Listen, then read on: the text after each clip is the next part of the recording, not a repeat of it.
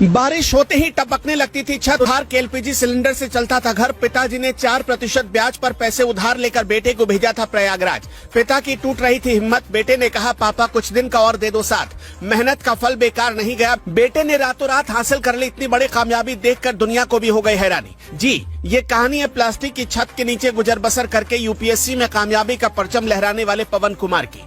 कहते हैं हजारों साल नरगिस पेनूरी पर रोती है, बड़ी मुश्किल से पैदा होता है चमन में दीदावर पैदा। पवन कुमार वो बेटे हैं जो मुश्किल हालातों को पार करते हुए कामयाबी की सबसे ऊंची चोटी पर पहुंच गए और अपने माता पिता का नाम रोशन किया। हम आपको पवन की कहानी क्यों दिखा रहे? हम दावा करते हैं कि पवन की कहानी देखने से ज्यादा आपको सोशल मीडिया पर बन रहे कमर मटकाने वाले रील्स में इंटरेस्ट होगा। लेकिन अगर आप भी अपने बच्चों को कामयाब बनाना चाहते हैं तो उन्हें पवन की कहानी जरूर दिखाइएगा। सबसे पहले आप इन तस्वीरों को देखिए। घर में लकड़ी का चूल्हा है, गैस सिलेंडर भरवाने तक के पैसे नहीं है। छत के ऊपर एक प्लास्टिक बिछाई गई है ताकि बारिश का पानी रिस कर घर में न आए। बरसात में पूरे घर में छत से पानी टपकने की वजह से कीचड़ हो जाता है। बारिश में टपकते छप्पर के घर में पड़ते समय भी पवन कुमार का हौसला नहीं टूटा। उनकी आंखों में परिवार के हालातों को सुधारने और देश के लिए कुछ कर गुजरने का सपना था। उनके सपने को साकार करने के लिए पूरा परिवार जुट गया। मां ने अपने गहने बेच दिए तो पिता और छोटी तीनों बहनों ने दूसरों के खेतों में मजदूरी की, जिससे पवन की पढ़ाई में कोई दिक्कत न आए।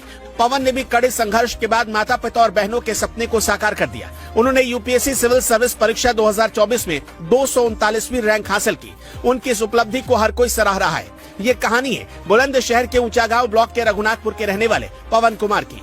पवन एक गरीब पिता के बेटे। कहने के लिए सारी योजनाओं का फायदा इन्हें मिल सकता था, लेकिन मुखिया और सरपंच ने बदमाशी करके इनकी फैमिली के लिए ना तो घर पास करवाया और ना ही दूसरी सुविधाएं पहुंचाई। लेकिन जैसे ही पवन की कामयाबी की खबर सुनी, सब मिठाई लेकर उनके घर पहुंच गए। माली हालत इतनी खराब कि घर में गैस सिलेंडर है लेकिन उसे भरवाने तक के पैसे नहीं है। पवन की मां सुमन चूल्हे पर ही रोटी बनाती है। घर में हैंडपंप तक खराब पड़ा हुआ है, दूसरों के यहाँ से पानी लाना पड़ता है, उसे ठीक करवाने के पैसे तक नहीं।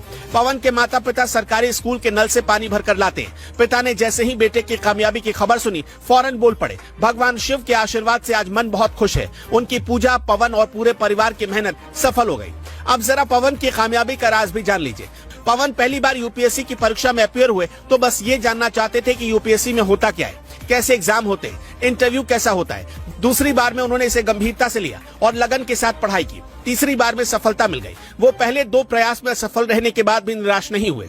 पहले प्री, फिर मेंस और फिर इंटरव्यू, तीनों परीक्षाएं पास की।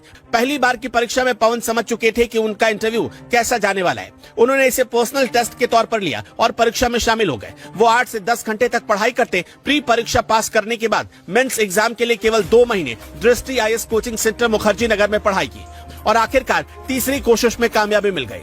विकास दिव्य कीर्ति सर का उनके ऊपर हाथ गया और अचानक पवन की जिंदगी बदल गई। पवन की इस कामयाबी पर आप क्या कहेंगे और उन्हें कैसे बधाई देंगे? हमें कमेंट